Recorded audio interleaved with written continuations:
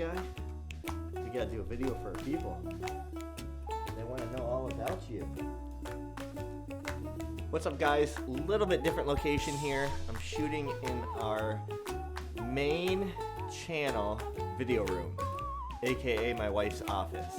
And today we're going to discuss how to choose a Cane Corso breeder. And I'm not going to go into the specifics of what to look for in a puppy. This is strictly trying to avoid, as best as we can, scam breeders. And after the last two videos I did, uncovering a big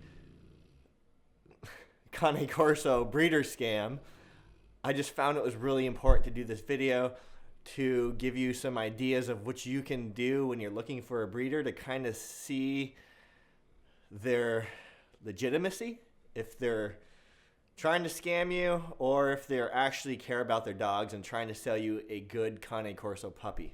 So the absolute number one thing that you need to do so you don't get scammed by a breeder is hit that like button, subscribe, ring my ding-a-ling so you don't miss any of the newest videos on Cane Corsos and Bruce Wayne.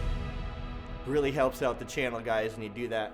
The whole YouTube algorithm likes the likes and the comments. Sorry, I just had to sneak that in there. So if you haven't watched my last two videos where I discovered a breeder in Canada was using Bruce Wayne pictures to sell their dogs, I suggest pausing this video and checking out those two videos that I posted last week. Right there and then in itself, a prime example of maybe the first steps that you would like to take to see if a breeder is legit or not.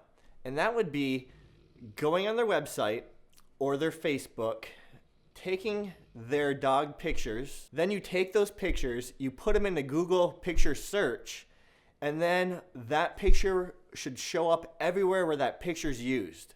So for example, if you take Roughhouse Kennels in Canada, not the Roughhouse Kennels in California, their website's now been taken down, but if you took the picture that they were using as their female, Zoe, which was actually Bruce Wayne, so if you take that picture that was on their website of Zoe, their female Cane Corso, aka Bruce Wayne, male Cane Corso, and if you took it, put it in the Google picture search, then everything would pop up showing where that picture's used.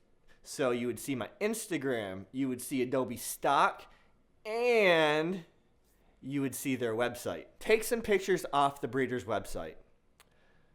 Search them online, just like I just explained, and see if those pictures are coming up anywhere else. They could come up on another breeder's website. They could come up as a stock photo. They could come up as someone's Instagram picture. But do that first and foremost. That way you can at least get an idea if their pictures are legitimate or not. Now, their picture may show on another breeder's website. That doesn't mean that they stole that picture. The other breeder could have stole the picture. Both breeders could have stole the picture. But a good step, your good first step, you just may want to avoid them altogether, or you just may want to do a little bit more research before moving on. This guy just ate 2.5 pounds of raw meat, so he's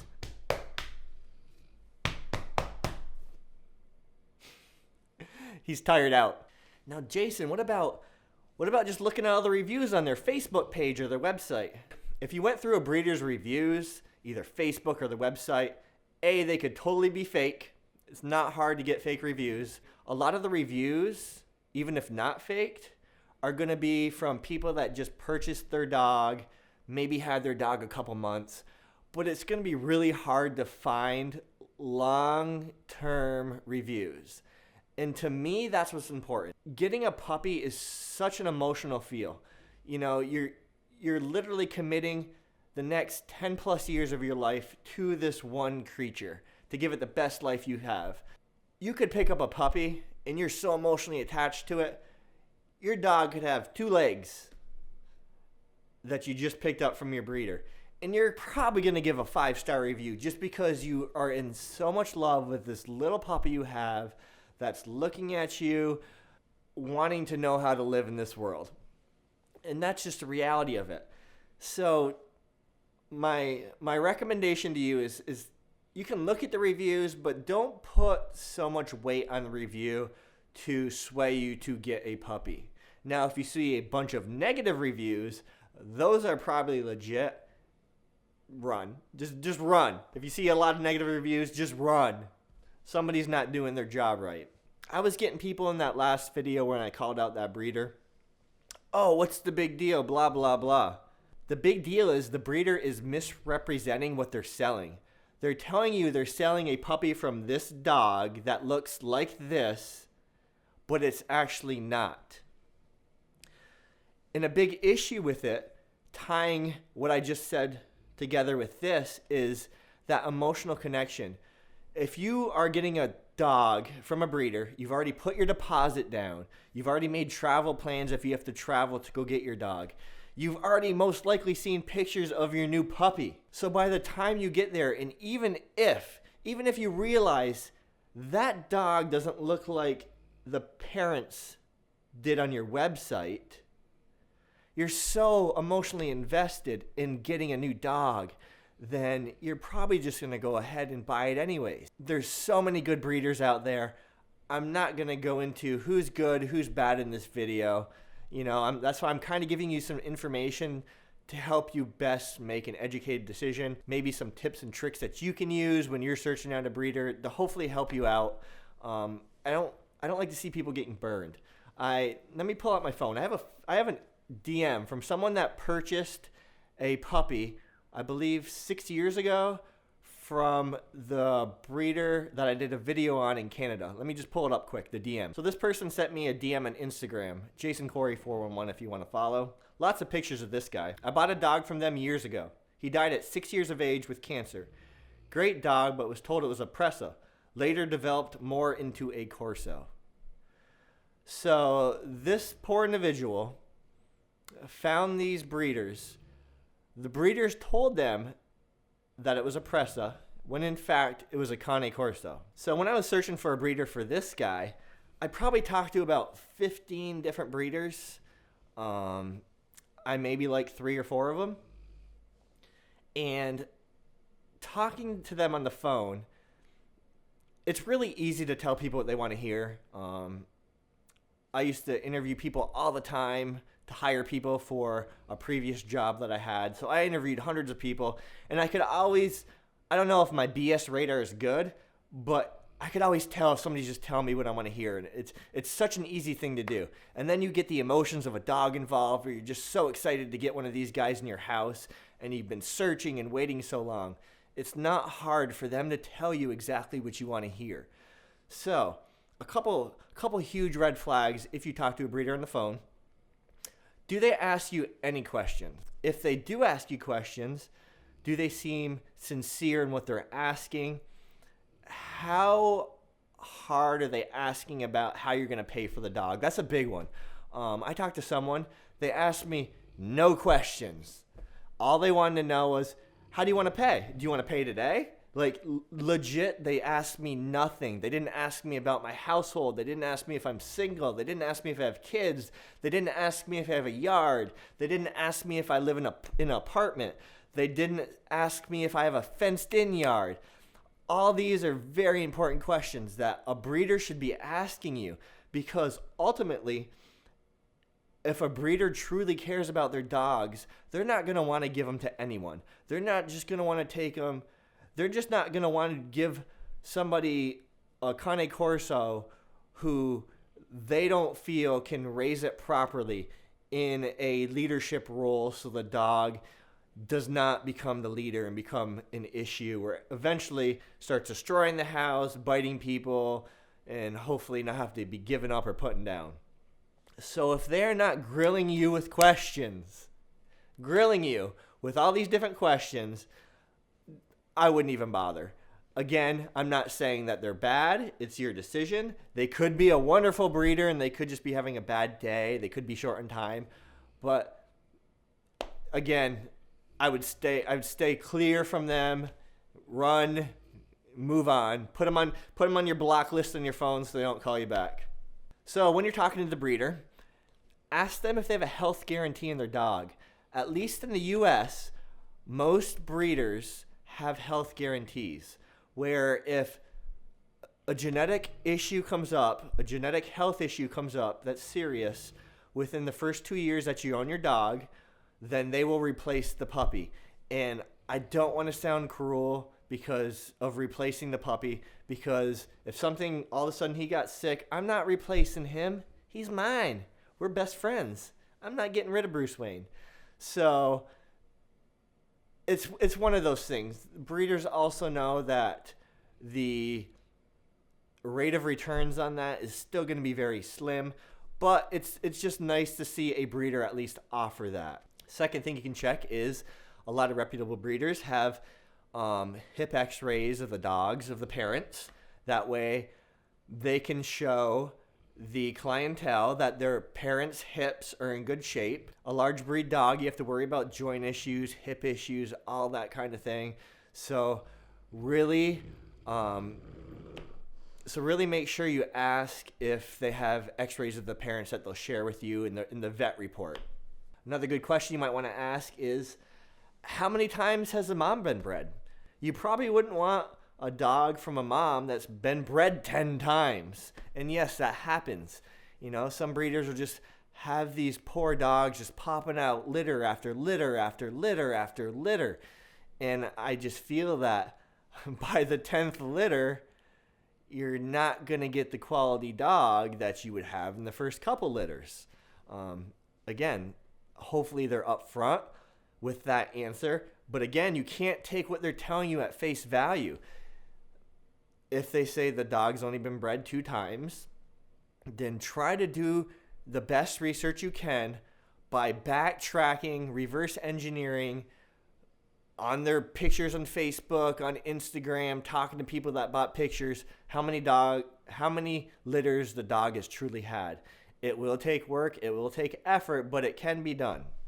Ask the breeder if you can go to the house and visit the parents before you commit to purchasing a dog.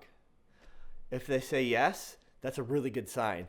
If they say no, or if they kind of seem iffy about it, or yeah, we can do that, but let's just wait a little bit because I'm doing X, Y, or Z, red flag, don't even bother. Just move on to the next breeder. Thank you for your time, and move on. Another very important thing when puppies are being raised until you pick one up is, where are they being raised? Are they just being raised in the kennel outside? Are they in the house with family, where the puppies are getting touched, where the puppies are around people, where the puppies are around children, hopefully? That's a huge thing. I wouldn't purchase a Cane Corso that wasn't raised inside a house. And how hands-on is the breeder?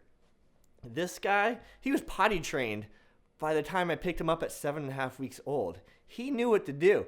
I think he had 2 incidences the first week that we had him in the house. He peed once and he pooped once. And he peed once day 1 and he pooped once like day 2.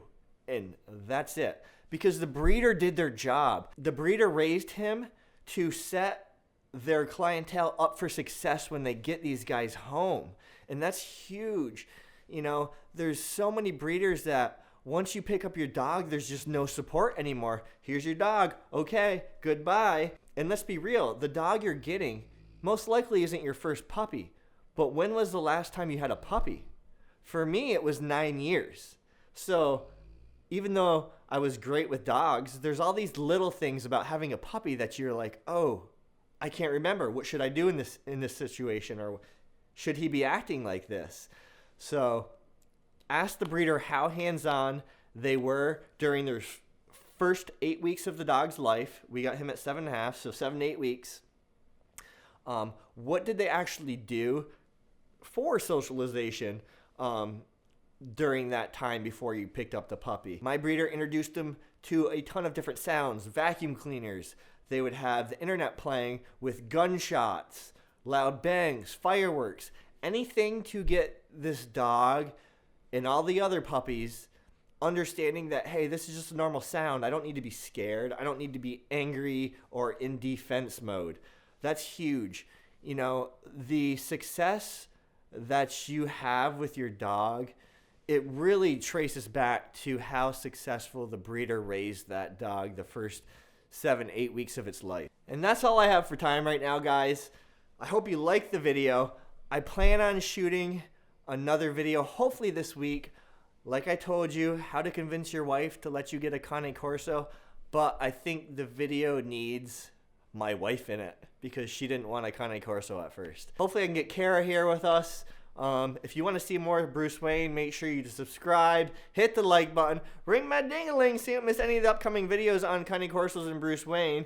You can also check out our main YouTube channel, Cane Corso Fit Life, because even though it's about health, fitness, lifestyle, I'm the guy behind the camera, my wife's the face of it.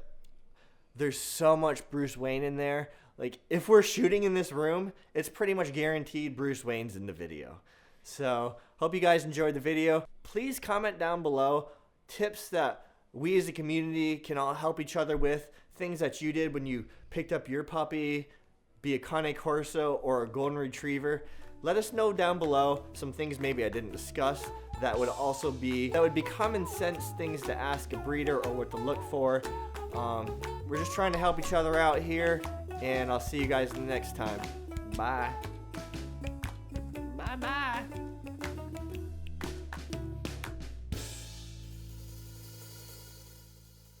Dude, you gotta start being more animated.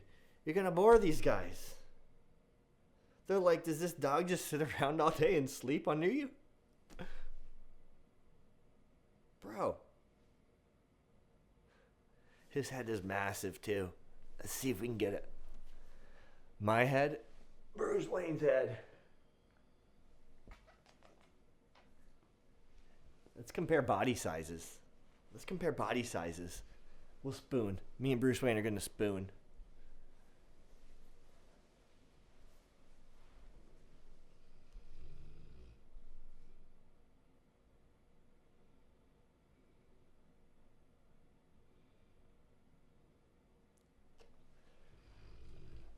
These dogs don't care what you do to them.